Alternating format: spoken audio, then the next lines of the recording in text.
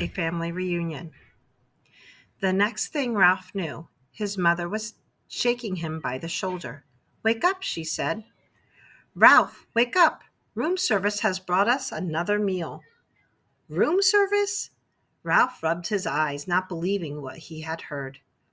Room service has brought our dinner? Yes, a real feast.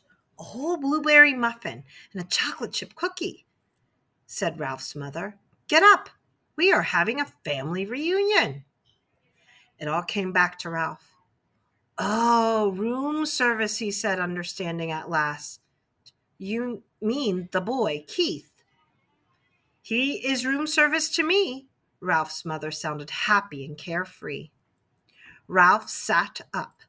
Already his aunts and uncles and many squeaky cousins were arriving by the secret paths in the space between the walls. It was a long time since anyone had had enough food for a family reunion, and there was rejoicing in the mouse nest for everyone but Ralph. He was thinking of the motorcycle he had lost and the promise he had broken. He had a dull, heavy feeling in the pit of his stomach, and he did not feel like celebrating. "Why, there's Ralph!" squeaked his Aunt Sissy, who thought she was better than the rest of the family because she lived in the bridal suite, where she led her relatives to believe riches of rice fell into the carpet when the bride took off her hat and the groom shook out his coat. The rest of the family knew Aunt Sissy was not as grand as she pretended to be, because very few brides and grooms came to this hotel these days. "My, how you've grown!" Ralph never knew what to say when people told him how he had grown.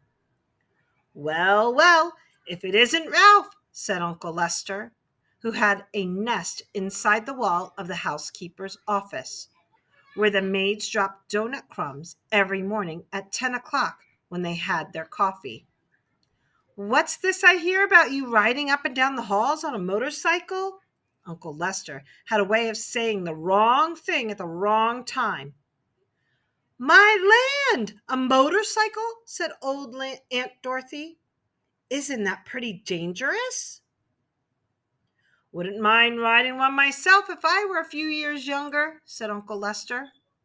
All the little cousins came crowding around Ralph. "Show us your motorcycle," they squeaked. "We want to ride it. Come on, give us a ride on your motorcycle, Ralph." "Huh? Ralph?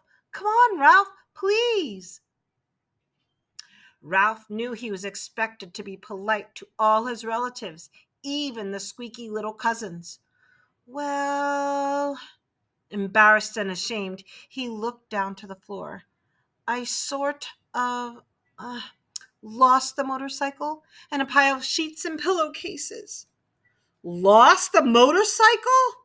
Oh, Ralph!" cried his mother, genuinely alarmed. Ralph knew what she was thinking. Did this mean the end of room service? Did she have to go back to pilfering crumbs for his brothers and sisters? "That's a young mouse for you," said tactless Uncle Lester.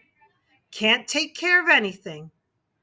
"If anybody asks me, I think it's a good thing he lost it," said Aunt Dorothy. "Riding a motorcycle is just plain fool handy."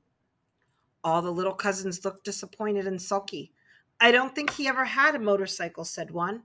"I bet he just made it up," said another, and the rest agreed. Ralph felt terrible. The family reunion swirled on around him. The muffin and cookie were divided. Cousins fought over the blueberries. Uncles, usually overweight uncles, asked for second helpings. Everyone talked at once. The little cousins finished their dinner and went racing around the mouse nest. The aunts and uncles raised their voices to be heard above the racket their children made. Suddenly, there came from a knothole a noise that drowned out the squeaks and the squeals of young mice at play. "Shh!" Not a mouse moved. They looked at one another, too terrified to speak. Psst! Hey, Ralph, come on out, whispered Keith at the entrance to the mouse nest. Ralph's mother gave him a little shove, but no one spoke. With heavy feet, Ralph walked to the knothole, but he did not go out into room 215. What do you want? He asked. You and your family better be quiet in there, or my mother will hear you. You know how she is about mice, Keith said. I don't know why people are saying things are as quiet as mice. You sound like a pretty noisy bunch to me. Behind Ralph, his relatives began to tiptoe quietly away to their own homes, leaving his mother to do all the cleaning up. Did you have a nice picnic? Ralph asked, dreading what he must tell the boy. Yes, we saw an old mining town with a real jail with bars on the windows. Keith reached into his pocket and pulled out something curved and hard and white with a rubber band fastened to it with a piece of Scotch tape. I bought you a present, he said. Come on out. Puzzled and curious, Ralph squeezed through the knothole. What is it? He asked. Whatever the object was, he had never seen anything like it. Half a ping-pong ball I found down in the game room, said Keith. See, I padded the inside with thistledown and anchored the rubber band to the top with Scotch tape. What for? Ralph still did not understand. A crash helmet for you. Keith set the half ping-pong ball on Ralph's head and slipped the rubber band carefully around his whiskers until it rested under his chin. There, that's just right. You need it big so there will be plenty of room for your ears. When you ride a motorcycle, you need a crash helmet. Ralph peered at Keith from under his new crash helmet, which rested lightly on his head. He knew he looked every inch a motorcycle racer, but never in his whole life had he felt so ashamed. He longed to crawl off into his hole and never face Keith again, but his conscience, which until now he did not know he had, would not let him. There was nothing to do but stand there in his fine new crash helmet and confess. You might as well know, he told Keith. I lost the motorcycle. Lost the motorcycle? Keith, who had been kneeling, sat back on his heels. But how? I rode it by mistake into a pillowcase in a heap of linen on the floor, and it got dumped into the laundry hamper, confessed Ralph. You rode it into the pillowcase? Repeated Keith. But you weren't supposed to ride it in the daytime. You promised. I know, agreed Ralph miserably.